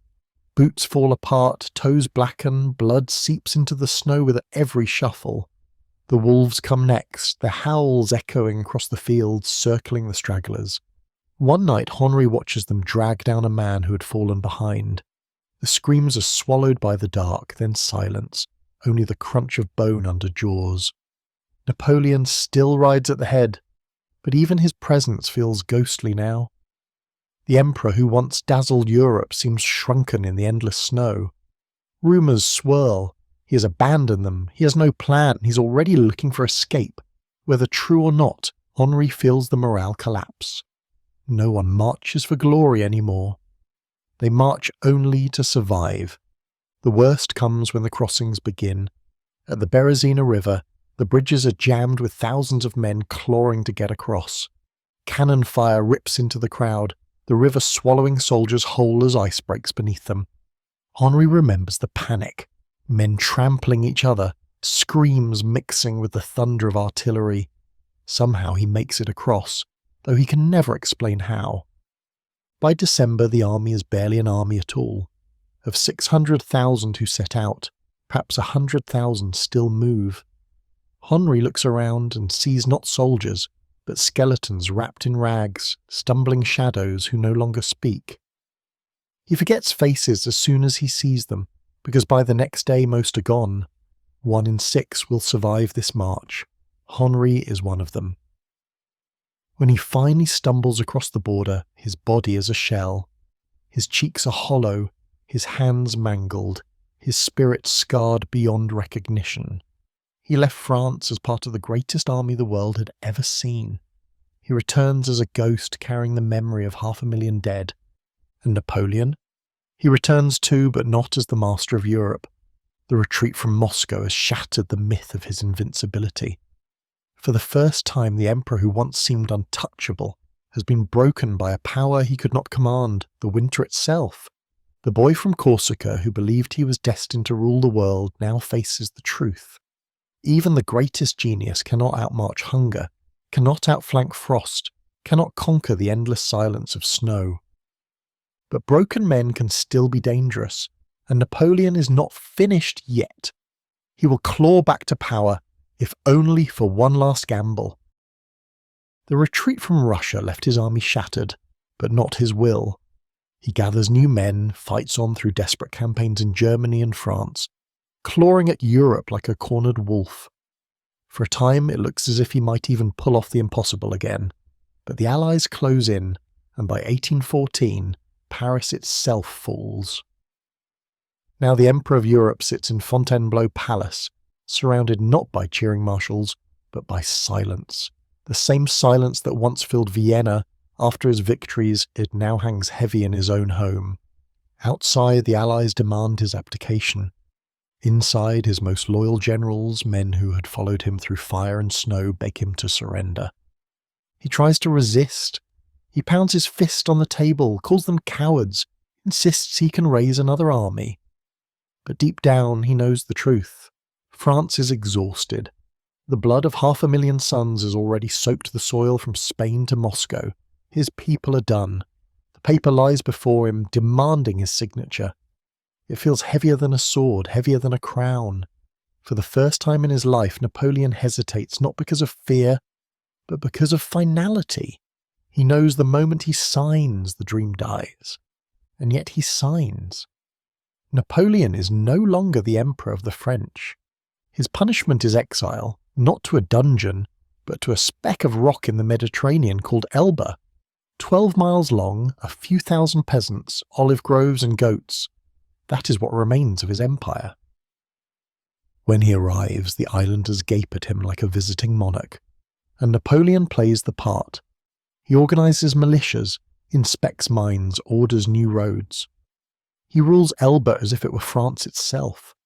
Outwardly he adjusts, but inside he burns. Every wave crashing against the shore whispers of Paris. Every night he dreams of the roar of cannons, the weight of the crown, the feel of destiny in his hands. He is chained, yes, but only by geography. His pride, his ambition, his unshakable belief that he was born to rule remain unbroken, and he knows one thing: Europe has already buried him once, but graves can be escaped. What happens when a man who cannot stop being Napoleon decides that a tiny island is too small for his destiny? On paper, Napoleon rules the island as Emperor of Elba. In truth, he knows the title is a joke. He inspects peasant militias like they're the Grande Armée, struts through villages as if they were Parisian boulevards, but he can feel the walls of exile pressing closer each day. The Allies thought Elba would tame him. They were wrong. Each wave that crashes against the shore whispers his name. Each letter smuggled in from France fans the embers still burning in his chest. The Bourbon king, Louis XVIII, sits awkwardly on the throne Napoleon once commanded. Already the people grumble, already they whisper of the emperor. Napoleon paces the palace halls at night, his boots echoing off stone. He cannot stop thinking, I was not made for this. I was not born to fade on a rock. He remembers the roar of crowds, the thunder of drums, the weight of destiny. Here on Elba, all he hears are goats bleating and fishermen calling across the water. And so the plan takes shape. Quietly, carefully, he prepares. Loyal officers arrive one by one. their presence disguised as chance. Weapons are smuggled, uniforms hidden, boats are readied in secret coves, every detail arranged with the precision of a campaign. Napoleon's mind sharpens, his energy returning. This is not the routine of exile, this is the routine of war. February 26th, 1815. The night air is damp, heavy with salt. Napoleon walks the shore where a small flotilla waits. Soldiers crouch in silence, their breath fogging the cold. The Emperor wears a plain coat, his famous hat tucked under his arm. For a moment he stands still, listening to the sea. He knows what this means. If they catch him, he will be dragged to some faraway dungeon never seen again. But if he succeeds, France, Paris, destiny are all within reach. He steps onto the boat. The oars dip quietly into the water. Elba fades into the dark behind him. He whispers to the men at his side, "France still wants me. France still needs me." Whether he is convincing them or himself, no one can say. The voyage is perilous. At any moment the Royal Navy could spot them and send them all to the bottom of the sea. But the sea favours the bold. Days later, Napoleon lands on the French coast, not far from Cannes. There is no fanfare, no army waiting, just a few hundred men, ragged and weary, carrying their muskets up the beach. Napoleon looks inland, toward the mountains, toward Paris. He knows the Bourbon king has soldiers waiting for him, but he also knows something greater. Those soldiers are not loyal to Louis. They are loyal to memory, to legend, to him. The march begins through winding mountain roads, through villages startled by the sudden sight of the old emperor returned from the grave. Some jeer, some cheer, but all watch. Napoleon knows that every step forward is a gamble. If one regiment blocks his path, if one volley of muskets is fired, it will all end here. And then comes the moment. Royal troops appear ahead, muskets glinting in the sun, bayonets fixed. Napoleon walks forward alone, his coat open, his chest bare. He spreads his arms wide and calls out, "Here I am! Kill your emperor if you wish!" For a breathless moment, silence. Then the rifles drop. Cheers erupt. "Vive l'Empereur!" Men rush forward, embrace him, kiss his hands. The army that was sent to stop him becomes his army once again. From that moment on, the march is unstoppable. Village after village, regiment after regiment, the tide swells. By the time Napoleon reaches Paris, he is not a fugitive. He is once again the master of France. The Bourbon king flees into the night. The throne is Napoleon's once more, and yet deep inside he knows the truth. This is a gamble. One last throw of the dice to prove the world wrong, or to lose everything forever. June 18th, 1815. Waterloo. The rain has only just stopped when Napoleon mounts his horse. The fields are a mire of mud, dragging at boots, sucking down hooves, clogging the wheels of cannons. Across the ridge ahead, Wellington's army waits, dug in behind hedges and stone farmhouses. And somewhere beyond the horizon, the Prussians are marching closer. Napoleon knows he must break Wellington before those allies arrive. The cannons roar first. 600 guns shake the ground, sending smoke billowing across the fields. French infantry advance in heavy columns, drums hammering, bayonets flashing. To Napoleon it looks familiar, order, momentum, inevitability. The rhythm of war he has mastered so many times. But the ground betrays them. Mud drags down boots. Cannonballs plough bloody gaps in the ranks. Musket fire rattles from hedges. Still they push forward. Napoleon narrows his eyes, waiting for the crack in the enemy line, the single weakness he can exploit. Cavalry charges next. Sabres flash. Horses thunder across the sodden fields. For a moment it looks unstoppable, the sheer weight of men and beasts pounding toward the British squares. Napoleon leans forward in his saddle, willing them on, but the red-coated squares hold. Bayonets bristle, muskets fire point blank. Horses rear, riders topple, the chargers break apart, Again and again they try, and again they are hurled back, leaving the ground littered with bodies. The hours drag, noon slides into afternoon. The British line bends, sways, but does not break, and every minute that passes tightens the noose, because the Prussians are coming closer. Napoleon knows he cannot wait any longer. He still has one weapon left, the Imperial Guard, his veterans, his giants, the men who have never known defeat. Their very name has broken enemies before the first shot was fired. The order is given. Drums roll like thunder. The Guard advances in perfect lines, tall bearskin hats rising through the smoke. Every French soldier turns to watch them.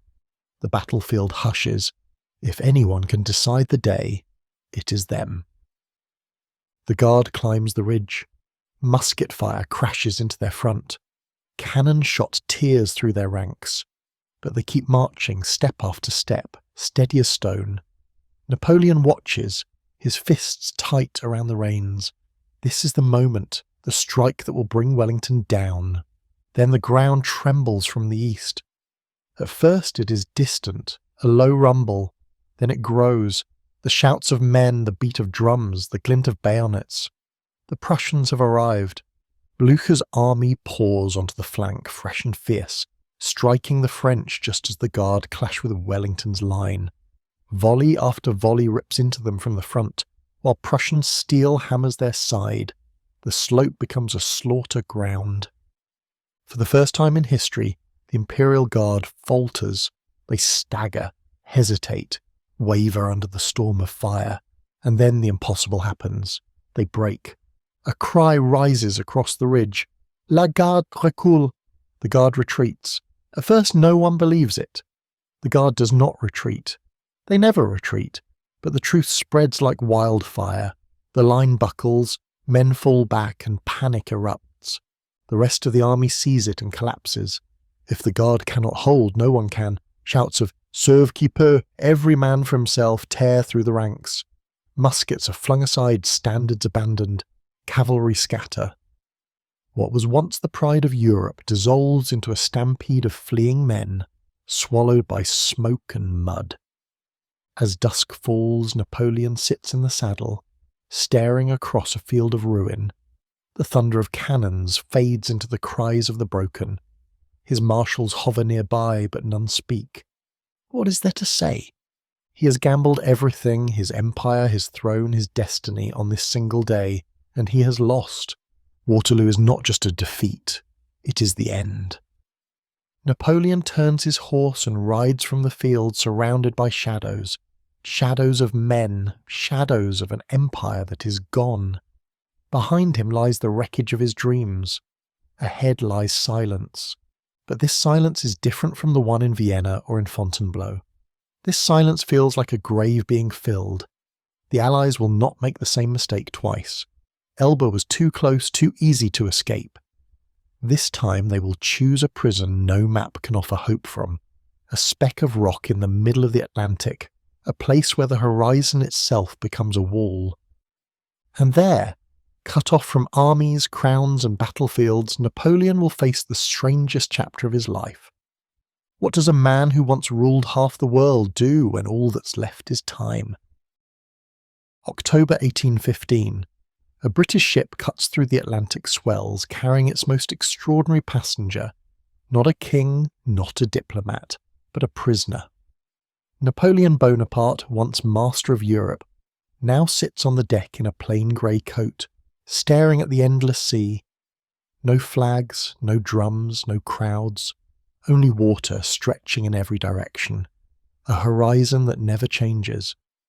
The destination is St. Helena, a volcanic rock barely 10 miles wide, stranded in the middle of the Atlantic. No escape is possible here. No friendly shore waits beyond the waves. This is not exile. This is burial above the ground. When he steps onto the island, Napoleon takes it in with sharp, restless eyes. Rugged cliffs, winds that never cease, a small scattering of houses, a handful of British soldiers. This is to be his empire now, a prison of goats, scrub and storms. The humiliation is staggering, And yet, even here, he carries himself like an emperor, walking with the same quick stride, demanding the same deference. The days stretch into months. Napoleon settles into Longwood House, a damp, wind-battered building perched on the highlands. The ceilings leak. Rats scurry in the walls. Mould creeps across the floors. His health begins to falter, but his pride does not. He wakes each day, dresses with care, and insists on a courtly routine. Servants announce him as the Emperor. Meals are served with ceremony, even if the food is meagre. He rules, if only over a handful of companions. But in the long hours of isolation, another battle begins. The battle for memory. Napoleon dictates endlessly to the loyal few who remain by his side. He paces as he speaks, eyes blazing, recalling campaigns with the precision of a general and the passion of a poet. He tells of Austerlitz as if the sun itself rose only to crown his triumph. He recounts Jena, Wagram, the glories of an age when Europe trembled at his name. His secretaries scribble furiously, filling page after page. To the British Guards, he is a captive fading into obscurity, but in Napoleon's mind he is still commanding an army of words, marching out to fight for how the world will remember him. And here lies the suspense. Which Napoleon will history believe? The tyrant who spilled rivers of blood across Europe, or the visionary who tore down thrones and reshaped the continent with genius and fire? Even in exile, he knows he cannot control the present, but perhaps, just perhaps, he can control the future. In rare moments of quiet, alone with his thoughts, the grandeur slips, and the man beneath emerges. He remembers Josephine, the woman he divorced in tears, trading love for dynasty. He remembers his soldiers freezing in the Russian snow, the look in their eyes as they collapse by the thousands. He remembers the roar of crowds, the weight of the crown, the feeling of destiny in his hands.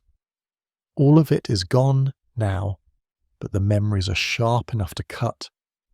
The Atlantic winds whip through Longwood, rattling shutters, howling through corridors. Napoleon sits by the window staring into the grey horizon. His body weakens. Stomach pains rack him. His strength fades, but his mind races on. He's rehearsing, always rehearsing, the version of himself he wants the world to remember. Years pass. The island becomes both tomb and stage. Visitors come, captains, travellers, even British officers curious to glimpse the legend. And every time Napoleon performs, sometimes he is bitter, railing against betrayal. Sometimes he is charming, witty, disarming. Always he is unforgettable. On May the 5th, 1821, Napoleon breathes his last in that damp house on the edge of the world. The man who once crowned himself emperor dies far from palaces, far from power, watched only by a few loyal companions. His body is carried out under the storm clouds of St. Helena. But the story does not end here, because the words he left behind, the legend he dictated in exile, will spread across Europe and beyond. Some will curse his name, others will worship it. He will become both villain and hero, monster and genius, the man who rose higher than anyone of his age, and fell further too. And so the question lingers, carried on the wind that still howls over St. Helena. Who was Napoleon Bonaparte really? The destroyer of nations, the saviour of France, the tyrant who crowned himself, or the prisoner who mastered history with nothing but memory and ink? That question has no final answer, and maybe that is why, 2 centuries later, we are still telling his story.